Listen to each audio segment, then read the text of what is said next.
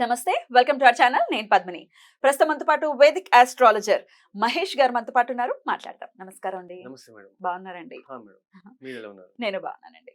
2024 వచ్చేస్తోంది. So, sure. 2024 డెఫినిట్‌గా మన నూతన సంవత్సరం కానప్పటికీ 24ని డెఫినిట్‌గా మనం వెల్కమ్ చేస్తాము. ఒక నూతన సంవత్సరంగానే పరిగణిస్తాము. సో, ఎలా ఉండబోతుంది ద్వాదశ రాశులకి ఈ 2024వ సంవత్సరం అనేది తెలుసుకోవాలని అనుకుంటున్నాం. ఎందుకంటే కొన్ని గ్రహాల మార్పు కూడా జరుగుతోంది. గురుగ్రహం మార్పు ఏప్రిల్‌లో జరుగుతున్నప్పటికీ కొంత డిఫరెంట్ రిజల్ట్స్‌నైతే ఇచ్చేటటువంటి పరిస్థితి ఉంటుంది కాబట్టి. సో, చెప్తారండి ప్రిడిక్షన్స్ 2024 ద్వాదశ రాశులకి ఎలా ఉండబోతోంది? Sure madam.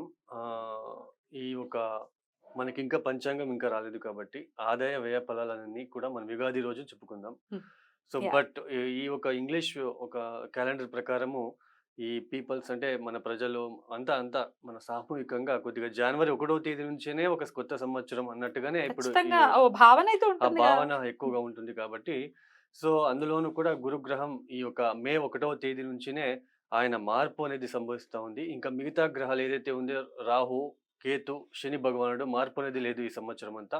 ఒక్క గురువు మాత్రమే మారుతున్నారు. అంటే ఈ ఒక వార్షిక ఫలితాలు ఏమున్నాయో మనకి, ఇవి మనం ఎట్లా చెప్పుకుంటామంటే మెయిన్ 4 ఒక మేజర్ ప్లానెట్స్. హ్మ్. అది గురు, రాహు, శని, కేతు. ఈ 4 గ్రహాల యొక్క ప్లానెట్స్ ఏదైతే మార్పిడి వీటి వలన వచ్చే ఈ చిన్నపాటి చేంజెస్ కావచ్చు. అదేమైనా నెగెటివ్ కావచ్చు, లేకపోతే పాజిటివ్ కావచ్చు. అది మనం చెప్పుకోవడం జరుగుతున్నది. రైట్.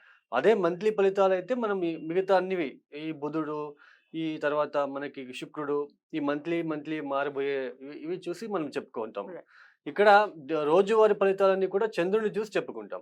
సో, అలా ఇక్కడ ఇప్పుడు ఈ యొక్క గురువుగారు ఏదైతే మనకి మారబోతున్నారు అంటే జస్టు ఇప్పుడు మే 1వ తేదీ నుంచి మేషం నుంచి వృషభానికి వెళ్లి సంచారాన్ని ప్రారంభం చేస్తున్నారు. హ్మ్. ఈ ఒక మార్పు అనేది కొన్ని రాశుల వాళ్ళకి చాలా పాజిటివ్‌గా ప్లస్‌గా మారబోతుంది. తర్వాత కొన్ని రాశుల వాళ్ళకి అది కొద్దిగా గురుబలం ఏదైతే ఉందో కొన్ని రాశుల వాళ్ళకి ఆ గురుబలం వెళ్ళిపోతా ఉంది. కొద్దిగా నెగెటివ్‌గా ఉండే అవకాశాలుంటాయి. రైట్. అందులోన ఈ ఒక రాశి ఫలితాలు అనేది కూడా 20% మాత్రమే మనము కౌంట్ చేసుకోవాలి. ఇంకా మిగతాదంతా కూడా మనకి జాతకం. మన ఓన్ హారోస్కోప్ చార్ట్‌లో ఏ దశాభుక్తి జరుగుతా ఉంది కూడా దాన్ని ఫస్ట్ మెయిను. ఎందుకంటే ఇప్పుడు దశాభుక్తి బాలేనప్పుడు ఈ ఒక గోచరంలో ఉంటున్న ఏదైతే గ్రహస్థితుల వల్ల కొంచెం మార్పనేది కనిపిస్తుంది. పోనీ మనకిక్కడ దశాభుక్తి కూడా బాలేదు. మనకిక్కడ గోచరంలో 4 గ్రహాలు కూడా బాలేదు అన్నప్పుడు ఒక వ్యక్తి చానా ప్రాబ్లమ్‌ని ఫేస్ చేసే అవకాశం ఉంటుంది. రైట్. సో, అందుకోసమే రాశి ఫలితాలు జస్ట్ 20% మాత్రమే కౌంట్ చేసుకోండి. సో, ఎందుకంటే ఇప్పుడు ఒక రాశికి చెప్తాం బావుంది అని. మీరు చెప్పినట్టు జరగట్లేదని కొన్ని కొంతమంది కామెంట్స్ కామెంట్స్ వస్తుంటాయి. చూస్తూనే ఉన్నాం అవును. యాక్చువల్లీ. అవును. సో, అందువలనే ఎందుకు అంటే ఈ ఒక దశా పీరియడ్ బాగోలేదు. సో, దశా పీరియడ్ కొంచెం బ్యాడ్‌గా ఉన్నప్పుడు మనకంత ఎఫెక్టివ్‌గా ఉండదు. పాజిటివ్ రిజల్ట్స్ రాదు.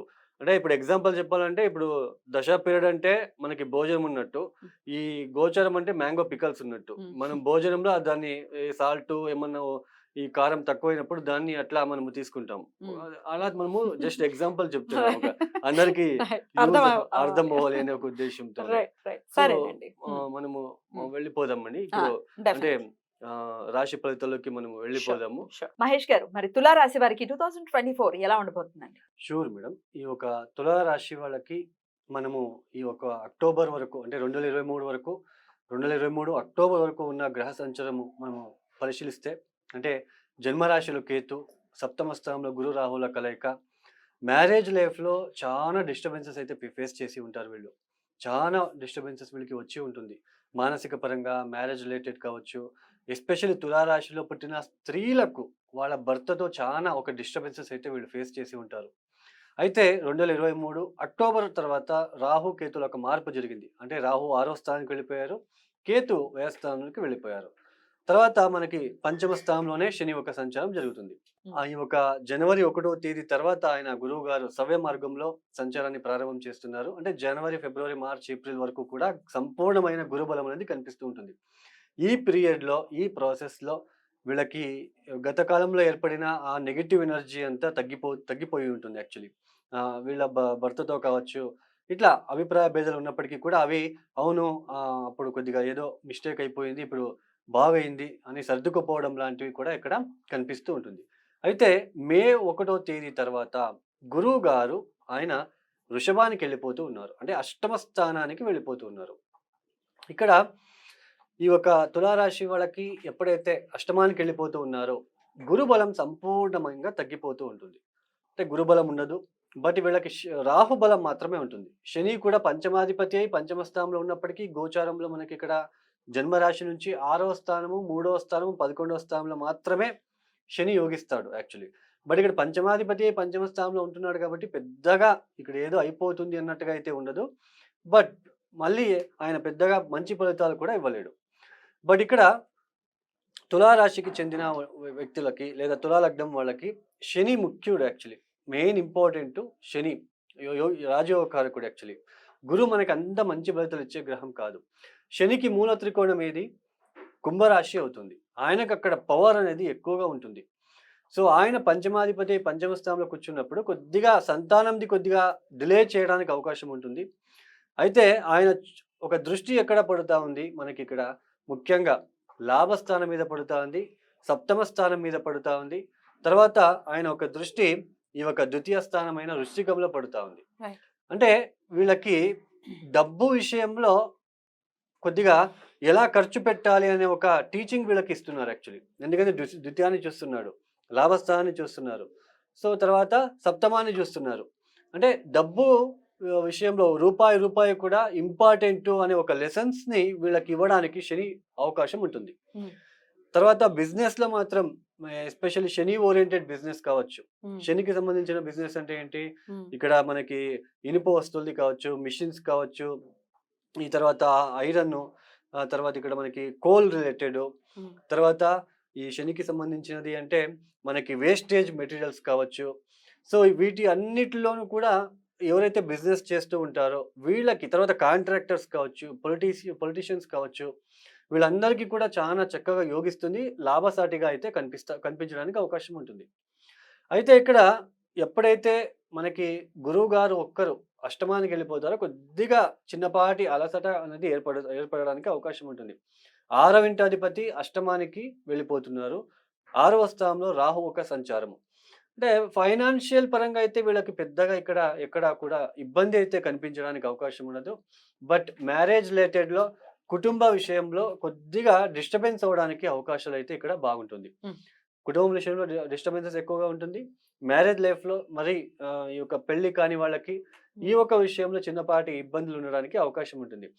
గురువు గారు అష్టమ స్థానంలో కూర్చొని వ్యయస్థానాన్ని చూస్తున్నారు, తర్వాత ద్వితీయ స్థానాన్ని చూస్తున్నారు, తర్వాత ఈ తులారాశి నుంచి చతుర్థ స్థానాన్ని చూస్తున్నారు. అంటే డబ్బుకి సంబంధించిన విషయంలో అభివృద్ధి ఉంటుంది. తర్వాత అన్ఎక్స్పెక్టెడ్ ఎక్స్పెండిచర్ వ్యయస్థానాన్ని చూస్తున్నారు కాబట్టి శుభ ఖర్చులకి, దైవ కార్యాలకి వీళ్ళు బాగా యూజ్ చేసుకుంటూ ఉంటారు. తర్వాత చతుర్థాన్ని చూస్తూ ఉంటారు. గృహంలో కొన్ని అన్ఎక్స్పెక్టెడ్ ఒక ఇబ్బందులు రావచ్చు. సో ఇటువంటివన్నీ ఎక్కువగా ఉంటుంది. బట్ స్టూడెంట్స్కి అయితే వాళ్ళకి కూడా కొద్దిగా మనకి ఇబ్బంది అనే చెప్పుకోవచ్చు. ఎందుకంటే గురువు అక్కడ మనకి చతుర్థ స్థానం, నీచ స్థానం చూస్తున్నాడు కాబట్టి సో కొద్దిగా స్టూడెంట్స్ బాగా కష్టపడి చదవాల్సిన ఒక ప్రమేయం ఇక్కడ కనిపిస్తూ ఉంటుంది. తర్వాత 6వ స్థానంలో ఉంటున్న రాహు వలన అతి ఆశ అనేది పెరుగుతుంది. రోజువారీ జీవిత క్రమంలో కొన్ని మార్పులు చేసుకుంటూ ఉంటారు వీళ్ళు. సో కొన్ని మార్పులు, ఒక సంపాదన కావచ్చు, ఇంకా ఎక్కువ సంపాదించాలి అనే ఒక విషయంలో ఇలాంటివి ఎక్కువగా ఉంటుంది. తర్వాత అప్పులు చేసుకోవడము, ఇవన్నీ కూడా వీళ్ళకి ఈ యొక్క గోచార స్థితి కనిపిస్తూ ఉంటుంది. అంటే వీళ్ళకి ఫైనాన్షియల్ పరంగా అయితే పెద్దగా ఎక్కడో ఒక చోటు డ్యామేజ్ అయితే ఉండదు, కానీ కుటుంబ పరంగా కొద్దిగా, తర్వాత భార్యాభర్తల మధ్య, తర్వాత మ్యారేజ్ లైఫ్కి సంబంధించిన విషయంలో, పర్సనల్ లైఫ్కి సంబంధించిన విషయంలో, ఇంటికి గృహ నిర్మాణ విషయంలో సంబంధించిన విషయంలో ఇక్కడ వీళ్ళు కొద్దిగా నెగిటివిటీ ఉండడానికి అవకాశం ఉంటుంది. గురుబలం అయితే వీళ్ళకి మే 1వ తేదీ తర్వాత సంపూర్ణంగా వెళ్ళిపోతా ఉంది. శని పర్లేదు బాగానే ఉన్నాడు, మనకి రాహు కూడా బాగున్నాడు. మరి ఎలాంటి పరిహారాలు చేసుకోవాల్సి ఉంటుంది? సో వీళ్ళు కూడా గురువు గారికి, సో దక్షిణామూర్తికి వీళ్ళు అభిషేకాలు లాంటివి చేసుకోవడము, ప్రతి గురువారం కూడా వీళ్ళు దక్షిణామూర్తికి వెళ్ళడము, లేదా దత్తాత్రేయ స్వామి వారికి వెళ్ళడము, 108 ప్రదక్షిణలు చేసుకోవడము లాంటివి, దత్త చరిత్ర చదవడము, సాయి చరిత్ర చదవడము, ఒక హనుమాన్ గుడికి వెళ్ళండి, హనుమంతుడికి బెల్ల ముక్క పెట్టడము. సో వీళ్ళు కూడా జామున్ లాంటివి, సో కోతిలకు ఇట్లా ప్రాణులకు ఇవ్వడము, ఇట్లాంటివి చేసుకోవడానికి ప్రయత్నం చేయండి.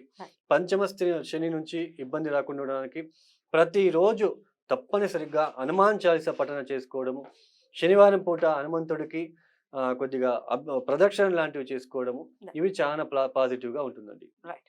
డెఫినెట్‌గా చెప్పినటువంటి పరిహారాల్ని పాటించుకుని వీళ్ళకి ఇయర్ సాఫీగా వెళ్ళాలని మనస్ఫూర్తిగా కోరుకుంటూ థాంక్ యూ సో మచ్ అండి. నెక్స్ట్ ఎపిసోడ్‌లో వృశ్చిక రాశి గురించి మాట్లాడుకుందాం. ఓకే. నమస్తే.